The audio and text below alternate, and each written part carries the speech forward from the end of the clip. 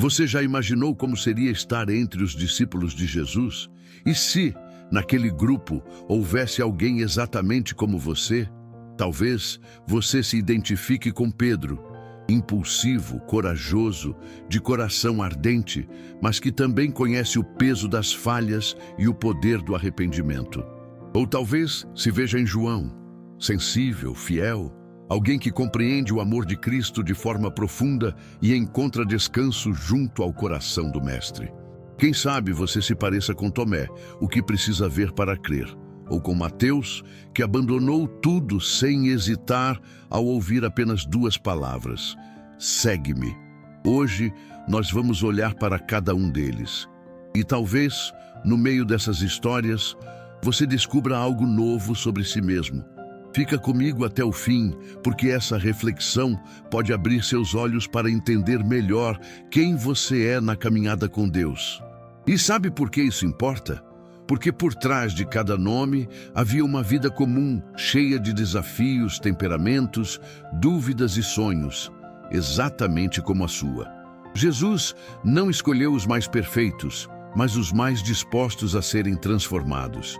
Ele enxergou além das falhas, viu o potencial, o propósito, o que cada um poderia se tornar. E talvez, sem perceber, você também carregue em si algo de Pedro, de João, de Tomé, ou de todos eles juntos. É sobre isso que vamos conversar agora. Se fosse hoje, a maioria escolheria discípulos com diplomas, estabilidade emocional e uma bela oratória. Alguém com perfil de LinkedIn impecável, talvez até fluente em 3 idiomas e com MBA no currículo. Mas Jesus não seguiu essa lógica. Ele preferiu pescadores, cobradores de impostos, zelotes, gente bruta, cheia de defeitos e emoções à flor da pele. A gente vive tentando esconder nossas falhas para parecer digno de algo grande, mas Jesus inverteu isso. Quanto mais desajustado, mais potencial ele via. Ao invés de buscar prontos, ele buscava moldáveis. E é aí que tudo começa a fazer sentido. O foco não era o currículo, mas o coração aberto à transformação. Pense em Pedro, impulsivo, ansioso, explosivo. Hoje ele talvez passasse por coaching de inteligência emocional antes de liderar qualquer coisa. Mas Jesus enxergou além da superfície, viu coragem onde todos só viam confusão, viu futuro onde os outros viam falha. Jesus não queria discípulos que escondessem suas fraquezas, mas que tivessem coragem de encará-las. Ele sabia que o primeiro passo para a mudança verdadeira é admitir que precisamos dela. E é exatamente por isso que ele escolheu gente comum, cheia de altos e baixos, igual a mim e a você. E aqui fica o convite silencioso. Será que você também foi escolhido, mesmo com todas as suas incertezas e defeitos? Porque se Jesus chamou aqueles que o mundo descartaria, talvez ele esteja olhando justamente para o que você acha que te desqualifica. Agora, vamos ver como isso se aplica aos discípulos menos conhecidos. Nem todos os discípulos receberam holofotes nos evangelhos. Nomes como André, Filipe, Bartolomeu, Tiago, filho de Alfeu, Tadeu e Simão Zelote aparecem de forma breve, quase como coadjuvantes no grande roteiro da salvação. Mas isso não significa que foram menos importantes. Às vezes, os mais silenciosos são os que sustentam o grupo nos bastidores. Você já se sentiu invisível, como se ninguém reparasse no seu esforço? Esses discípulos provavelmente também. Pouco se sabe sobre seus feitos, mas o fato de estarem entre os 12 já diz muito sobre sua fidelidade. Jesus não escolheu figurantes. Todos tinham um papel essencial na missão. Talvez André seja o melhor exemplo desse tipo de perfil. Foi ele quem apresentou Pedro a Jesus. Ou seja, enquanto o irmão se tornava a voz da igreja, ele foi a ponte silenciosa que ligou alguém comum a um chamado extraordinário. Isso não é pouca coisa, é humildade em ação. A verdade é que o reino de Deus também é feito de anônimos que brilham longe do palco. Eles talvez não tenham escrito cartas, feito sermões ou andado sobre as águas, mas caminharam com Jesus com o mesmo amor e entrega. Isso, por si só, já é revolucionário. Será que você se identifica com esses discípulos menos citados? Porque às vezes o seu valor não está no volume da sua voz, mas na profundidade da sua presença. E no próximo ponto, vamos conhecer alguém que, apesar de rejeitado pela sociedade, foi visto de perto por Jesus. Mateus era um publicano, cobrador de impostos. Naquela época, isso significava traição para o povo judeu. Ele era visto como alguém que se aproveitava do próprio povo para enriquecer com o sistema romano. Mas Jesus, com seu olhar cirúrgico, enxergou além da profissão e viu um coração curioso e disposto. Há quem diga que Mateus era detalhista, quase meticuloso. Isso se percebe no evangelho que leva seu nome. Uma narrativa organizada com registros minuciosos. Talvez ele fosse aquele tipo de pessoa que observa em silêncio, anota tudo mentalmente e só fala quando tem certeza. Um verdadeiro estrategista da palavra escrita. A beleza de Mateus está na sua capacidade de transformação. De um homem odiado por sua profissão, ele se tornou evangelista. De um homem que contava moedas, passou a contar milagres. Isso nos ensina que ninguém está preso ao passado, desde que esteja disposto a responder ao chamado de Jesus com sinceridade. A personalidade de Mateus nos convida à reflexão. Será que estamos atentos às oportunidades de mudança? Às vezes, o que parece uma vida vazia pode esconder um tesouro de sensibilidade, disciplina e inteligência emocional, esperando para ser ativado. O segredo é deixar que Jesus nos veja e aceitar o convite para segui-lo. Se você se reconhece como alguém mais racional, observador e talvez até julgado por sua história ou profissão, talvez sua jornada se pareça com a de Mateus. E isso é poderoso. Agora, vamos seguir para um discípulo que representa o lado mais cético da alma humana. Tomé é conhecido por uma única atitude: duvidar da ressurreição. Mas será que somos tão diferentes assim? Ele não era alguém sem fé, mas alguém que queria provas, alguém que precisava tocar para crer. E quem nunca precisou de uma confirmação a mais quando tudo parecia incerto? A desconfiança de Tomé não era apenas teológica, era emocional. Ele já havia apostado tudo em Jesus e viu tudo ruir na cruz. A dúvida, então, não veio do ceticismo frio, mas de uma alma machucada. Sua frase, "Se eu não vir, não acreditarei", revela mais uma dor não curada do que arrogância. Tomé representa os que amam, mas têm medo de acreditar de novo. Aqueles que já se frustraram tanto que preferem o distanciamento emocional à nova decepção. Mas Jesus, com sua pedagogia perfeita, não o repreende. Ele convida: toca aqui, Tomé. E isso muda tudo. É inclusão mesmo diante da incredulidade. Esse episódio mostra o cuidado de Jesus com personalidades mais racionais, desconfiadas ou marcadas por decepções passadas. Ao invés de julgar, ele acolhe. Ele entende que algumas feridas exigem mais tempo, mais evidências e mais paciência para cicatrizar. Tomé não foi deixado para trás. Foi curado pela presença. Se você é do tipo que analisa tudo, que demora a confiar, que precisa ver para se entregar, talvez você tenha um pouco de Tomé. E tudo bem. O importante é que, mesmo entre a dúvida e a fé, Jesus continua estendendo a mão. Agora, seguimos para um discípulo cheio de ambição e ousadia. Tiago, irmão de João, era conhecido por sua personalidade ousada e impulsiva. Filho de Zebedeu, fazia parte do grupo mais próximo de Jesus. E como todo temperamento forte, trazia consigo tanto virtudes quanto desafios. Sua ambição era visível. Ele queria estar no topo, ao lado de Cristo em glória. Esse desejo por destaque foi mal interpretado por alguns, mas revela algo comum a todos nós: o anseio de ser relevante. Tiago queria deixar marca, queria fazer história. O problema é que muitas vezes confundimos importância com posição. E Jesus precisava ensinar que o maior é o que serve, não o que manda. Tiago tinha dificuldade com espera e com limites. Era daqueles que querem as coisas para ontem, mesmo que o processo ainda não esteja maduro. Mas Jesus não o descartou por isso. Pelo contrário, o levou consigo nos momentos mais íntimos, como a transfiguração. Ou seja, ele via propósito por trás do impulso. Com o tempo, Tiago foi se moldando. Aquele que desejava glória terminou como mártir, entregando a vida pelo Evangelho. Isso não é fraqueza, é coragem no seu nível mais alto. Ele aprendeu que a maior conquista não é sentar-se à direita de Jesus, mas estar disposto a segui-lo até o fim, mesmo em dor. Talvez você também seja alguém intenso, ambicioso, impaciente. Isso não precisa ser um problema. Pode ser combustível para algo grandioso. A questão é, onde está direcionando essa força?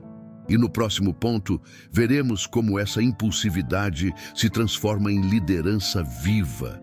Pedro era o tipo de pessoa que falava antes de pensar e agia antes de calcular as consequências. Um verdadeiro vulcão emocional.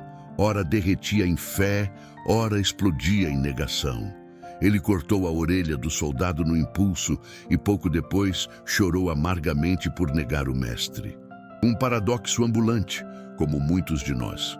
Sua impulsividade o fazia tropeçar, mas também o fazia se levantar rápido. Pedro não era lento para recomeçar. Ele errava feio, sim, mas amava com intensidade. Enquanto outros recuavam, ele se lançava ao mar para ir ao encontro de Jesus. Era bruto, mas era leal. E Jesus sabia exatamente o que fazer com esse tipo de gente. Jesus viu em Pedro um líder, mesmo quando ele só via um pescador instável. Ao dizer, tu és Pedro, e sobre esta pedra edificarei a minha igreja, Jesus não elogiava o Pedro do momento, mas o Pedro que ainda surgiria. Era uma visão profética, enxergando o futuro de um homem em construção. Pedro é um retrato perfeito de quem vive altos e baixos emocionais, mas tem um coração ensinável. Ele aprendeu com suas quedas e se tornou uma rocha não por ser inabalável, mas por saber se reerguer. Sua liderança não veio da perfeição, mas da humildade de continuar apesar das falhas. Se você sente que erra demais, que reage impulsivamente, que às vezes fala o que não devia, talvez você se pareça com Pedro. E isso é bom, porque em mãos certas, até o temperamento mais explosivo pode virar instrumento de transformação. E o próximo discípulo vai mostrar como o amor muda até os temperamentos mais intensos. João é muitas vezes lembrado como o discípulo amado, mas sua história começa bem diferente.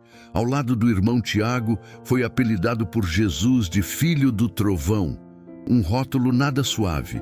Era explosivo, competitivo e impaciente. Já chegou até a pedir fogo do céu sobre uma aldeia que não quis receber Jesus. No início, João queria destaque, queria estar ao lado de Jesus no trono, queria ser o número 1. Mas Jesus, como mestre da reeducação emocional, foi conduzindo esse coração impulsivo para um novo caminho. Um caminho de amor, sensibilidade e entrega profunda.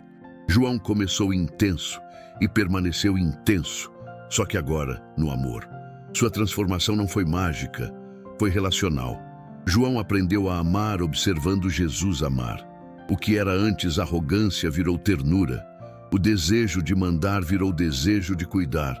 E isso é lindo. Alguém que canalizou o fogo do trovão para aquecer corações ao invés de queimá-los. João se tornou o apóstolo da intimidade. Foi ele quem reclinou a cabeça no peito de Jesus e quem permaneceu aos pés da cruz quando todos fugiram. Sua jornada mostra que os mais impulsivos podem se tornar os mais afetuosos, quando aprendem a canalizar sua força com maturidade espiritual. Se você é intenso, emotivo, às vezes até radical nas reações, João pode ser sua referência. Sua história prova que temperamento forte não precisa ser domado, mas redirecionado.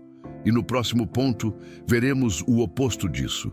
Um discípulo que parecia equilibrado, mas carregava um vulcão oculto por dentro. Judas parecia o mais equilibrado do grupo. Discreto, organizado, bom com finanças e aparentemente preocupado com os pobres. Se usássemos critérios modernos, ele seria o melhor candidato para um cargo de confiança. E foi mesmo. Carregava a bolsa do grupo. Mas por trás da aparência, algo não fechava. Ele não era transparente emocionalmente. Guardava tudo por dentro.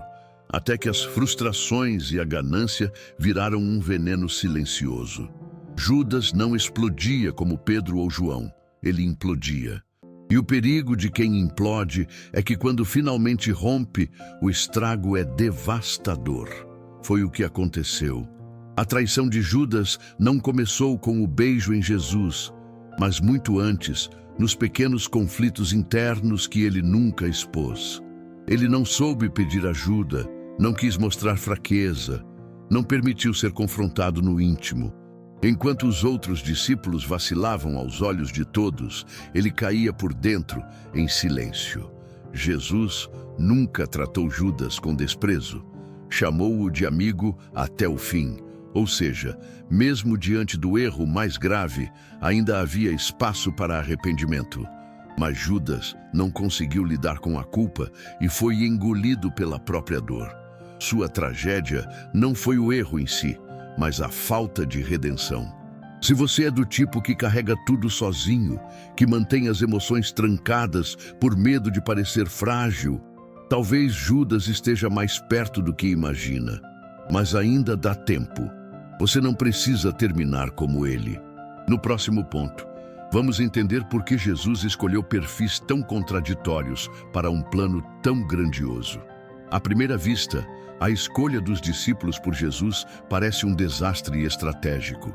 Um grupo com pescadores impulsivos, cobradores de impostos odiados, céticos desconfiados e até um traidor em potencial. Qualquer gestor de pessoas teria reprovado essa equipe no primeiro teste de perfil. Mas Jesus tinha outro método. Jesus não buscava os mais preparados, mas os mais moldáveis. Ele preferia trabalhar com matéria-prima imperfeita do que com produtos prontos e resistentes à mudança. Sua escolha revelava algo profundo. O projeto era transformação, não desempenho imediato, e para isso era preciso gente com espaço para crescer. Cada discípulo representava uma fraqueza humana a ser curada: impulsividade, desconfiança, ambição, intolerância, egoísmo, até mesmo violência emocional. Mas o que todos tinham em comum? Estavam dispostos a seguir. E isso é tudo o que Jesus precisava. Um sim, imperfeito, mas sincero. Se ele tivesse escolhido os mais equilibrados, talvez nunca tivesse conseguido transformá-los de fato. A rigidez emocional é mais difícil de tratar do que a instabilidade sincera. Por isso, Jesus viu valor onde ninguém mais via. Ele escolheu pela fé no futuro, não pelo rótulo do presente. Então, se você já se sentiu inadequado demais para fazer parte de algo grande, saiba que esse é justamente o seu diferencial. Jesus não quer máscaras, quer gente disposta. E no próximo ponto, vamos ver como ele lidou com todos os desafios emocionais que esse grupo trazia. Formar os discípulos não foi tarefa simples. Jesus lidava diariamente com um grupo de homens marcados por traumas, memórias distorcidas e reações imprevisíveis. Era como trabalhar com espelhos quebrados. Cada um refletia a verdade de forma fragmentada. Mas ele não se assustava com as rachaduras. Ele restaurava. A personalidade humana é um labirinto. Por trás de cada comportamento, há lembranças antigas, palavras malditas, rejeições não superadas. Os discípulos não eram diferentes. Pedro precisava lidar com seu medo de fracassar. João com seu desejo de ser o primeiro. Tomé com seu trauma de confiar. Judas com sua frustração silenciosa. Jesus não usava fórmulas prontas. Ele olhava nos olhos, ouvia sem pressa, corrigia com amor. Cada repreensão vinha acompanhada de uma oportunidade de recomeço. Ele reeducava os sentimentos com paciência, transformava pensamentos com histórias e usava o cotidiano como sala de aula emocional. Você já percebeu como Jesus tratava os erros dos discípulos como parte do processo? Ele sabia que o barro ainda estava sendo moldado. Por isso, não desistia diante dos tropeços. Ao contrário, aproveitava cada falha como chance de ensinar algo mais profundo, sobre si mesmos, sobre Deus e sobre o amor. Se você tem se sentido emocionalmente bagunçado ou cheio de memórias difíceis, saiba que você está no tipo certo de solo. Jesus ama trabalhar com quem tem histórias reais, não com quem finge ter tudo sob controle. E no próximo ponto, vamos descobrir o segredo da metodologia transformadora dele. Jesus não era apenas um mestre da fé, era também um educador emocional por excelência. Ele sabia que mudar um comportamento exigia mais do que palavras bonitas. Era preciso tocar a alma. Por isso, ele aplicava estratégias precisas, elogiava em público, mas corrigia no particular. Nunca envergonhava, sempre redimia. Ao invés de sufocar emoções, Jesus as reorientava. Dizia a Pedro que largasse a espada, mas não a coragem. Falava com Tomé sobre dúvida, mas oferecia evidência. Em vez de reprimir a personalidade, Jesus ensinava a redirecioná-la. Era como pegar a força de um rio e construir uma barragem que gera vida, não destruição. Ele reescrevia padrões com novas experiências. Se alguém só conhecia rejeição, Jesus oferecia acolhimento. Se o passado foi marcado por culpa, ele trazia perdão. As parábolas que contava não eram só lições morais, eram formas de acessar lugares profundos da memória. Cada história era uma chave para abrir uma nova forma de ver o mundo. E o mais lindo, Jesus criava ambientes pedagógicos com base no cotidiano. Ele ensinava sobre fé no meio da tempestade, sobre humildade ao lavar os pés, sobre perdão diante da traição. Nada era por acaso, tudo era ferramenta de transformação. O mundo era a sala de aula, o coração, o caderno. Se você tem lidado com traços difíceis em si mesmo, saiba que Jesus não quer anular sua personalidade. Ele quer refiná-la. E o processo pode ser leve se você deixar ele ensinar com o tempo, com amor e com experiências que tocam fundo. No próximo ponto, veremos por que nem todos conseguem passar por esse processo.